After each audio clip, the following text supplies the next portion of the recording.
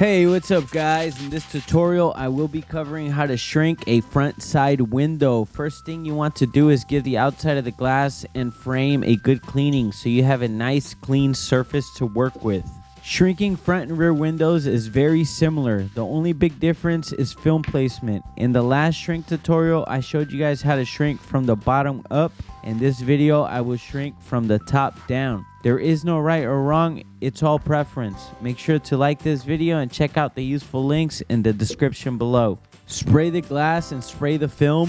When laying the film on the glass, make sure to place the film 1 inch away from the bottom and 1 inch away from the left, leaving the side closest to the front of the vehicle overlapping. Make sure not to crease or damage the film in the process, and also make sure you have the film with the liner side out. Right here I am creating my end pattern with my hard card to expose any fingers that need to be shrunk.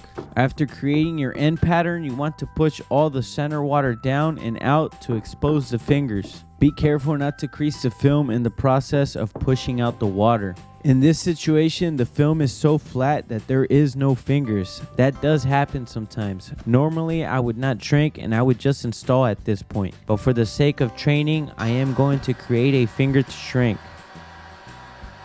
When shrinking, apply heat to the tip of the finger. You will see it start to zigzag. Work your way down until the zigzag is all the way down. It looks almost like a Christmas tree, and then push down with your felt card. I like to use my nail to lift the bottom in the same exact area and heat that area one more time to make sure it is completely shrunk. And that is how you shrink a front side window. Thanks for watching, and don't forget to like this video.